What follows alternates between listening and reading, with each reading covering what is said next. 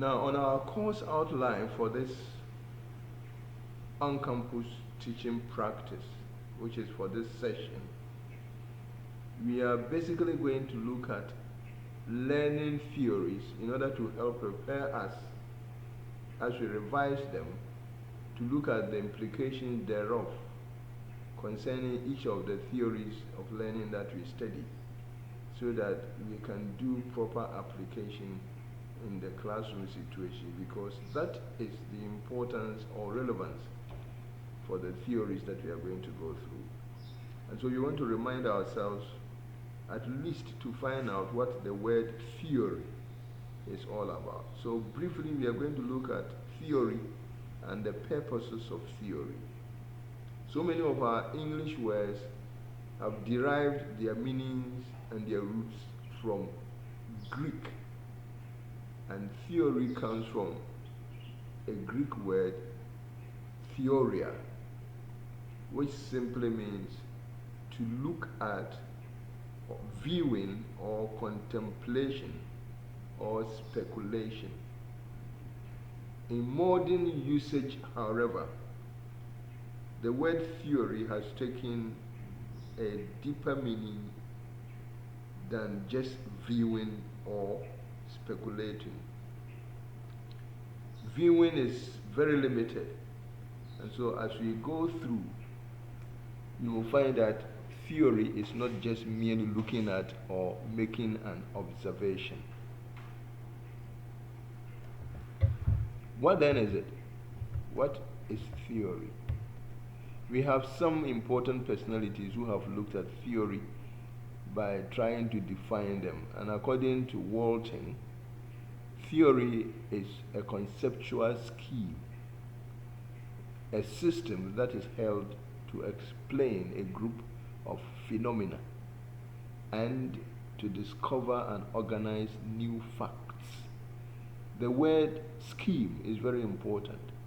When we put it in the phrase scheme of a system, so we know some of you might have gone through Bloom's taxonomy.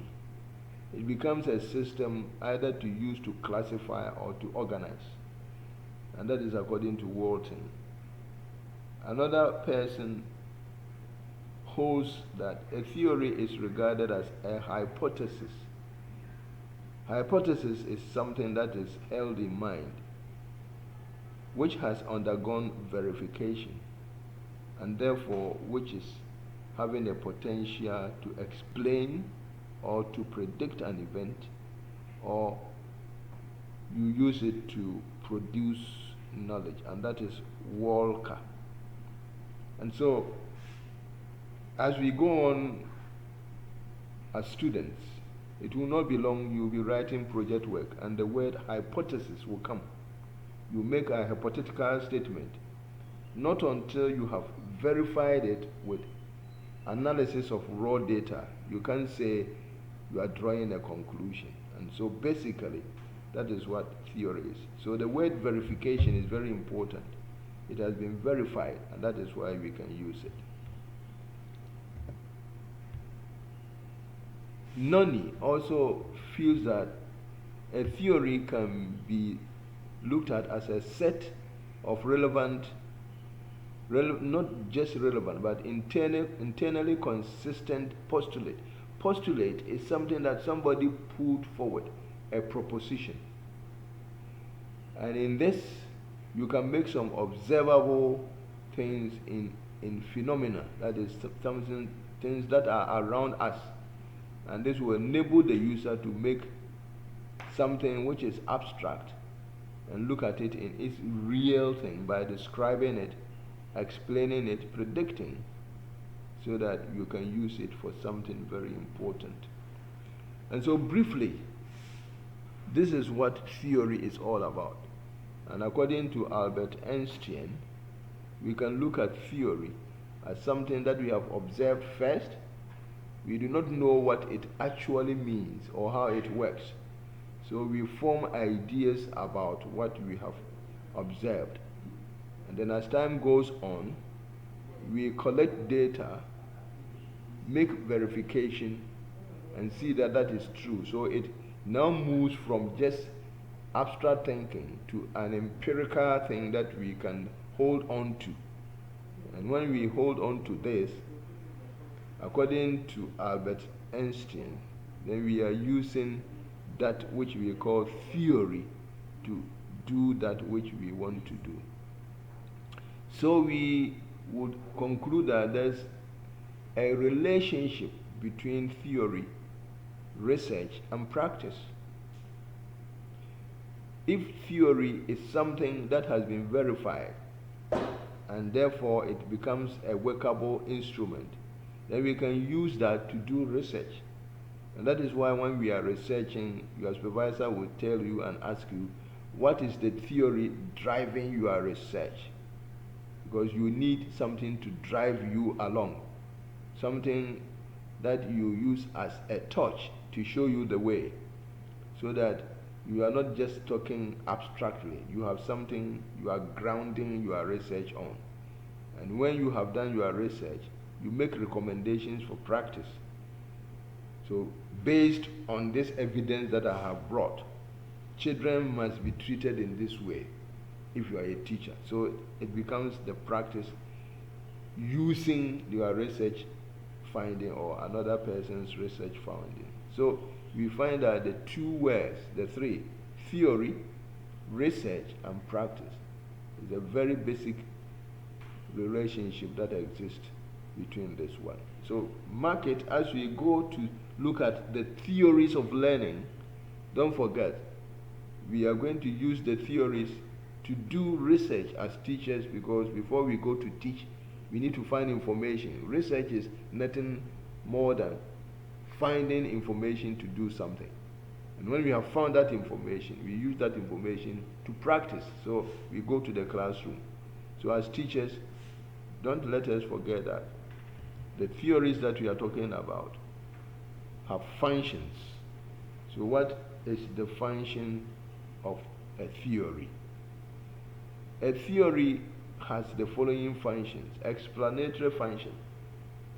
You do not understand something, I do not understand something, but I pick a theory, and using that theory, I'm helped to explain that which hitherto was very difficult for me.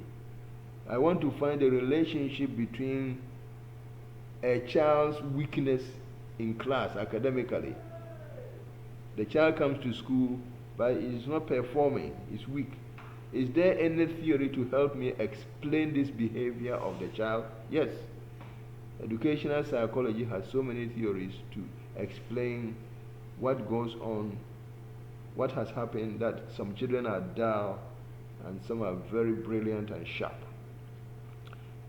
Theory also has heuristic function. The word heuristic, don't let that bother you so much. Heuristic is just simply pointing out an area where knowledge is lacking. Knowledge is lacking. If you realize that in our African environment, in our Ghanaian situation, look at what happened some time ago. An old lady is lynched because they claim that she is a witch. What knowledge is there?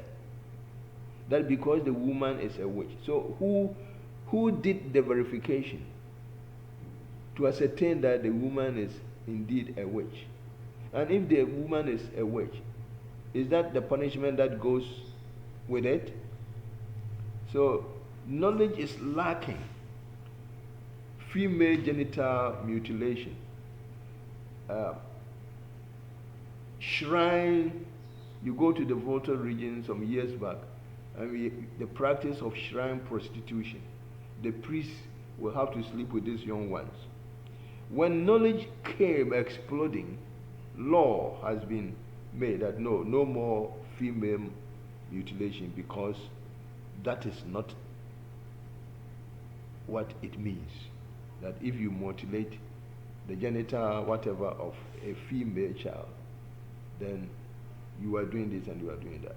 So heuristic function of a theory helps to help human beings to find knowledge where knowledge is lacking. Then it has a predictive function. To predict is to make statements about something in the future. So it has a futuristic light on it. So if you have a theory and you can predict that, oh, what I'm looking at, this is going to happen. Meteorological people, because they have studied the phenomenon of the movement of clouds, they can predict that it's going to rain when they look at the movement of clouds. And so that is one thing that theory does for us. Taxonomy is a framework or classification scheme. Assuming we have gone to collect things from the forest, they are animals, and we want to classify them. Are these mammals? Are these what? Are these what?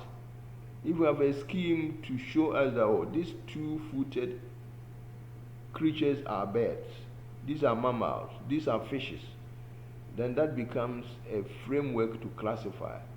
And so we say that a theory performs a taxonomic function, a function of classification. Theory also helps us to organize knowledge in a systematic way for our everyday life. Theory provides guidance to researchers. And so you find that there are resemblances between the explanations in terms of their functions. It serves to clarify something. My perspective is blurred, but I have a theory. Blurred is something that is not very clear. People think that young people are destructive. Young people are egocentric. We need a theory to explain whether this is true, whether this perception or perspective is true, and that older people are analytic. Is it true? We need a theory to help us explain this one. So, more importantly, theory guides practice, and that is where our emphasis is. If we forget anything at all, theory guides practice. As teachers, we are practitioners. We are teachers in the classroom. We need theories to guide us any moment we stepped into our classrooms to teach. And that is why we are going to begin with the theories of learning. And so you go to your own school, you are in a school, and you find one of your heads emphasizing that anytime you come to school, you must go to one office slated for that. You must go and sign to show the time you reported. That head teacher or headmaster is operating under a classical theory that emphasizes rules and regulations, and that is Frederick Taylor.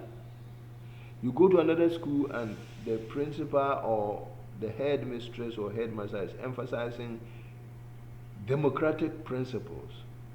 Remember, the person is under the theory of John Dewey, that American constructivist who believed that democracy must be brought into the classroom. So we do not do things that we do for nothing. We are propelled by some theories that we hold on to. And so,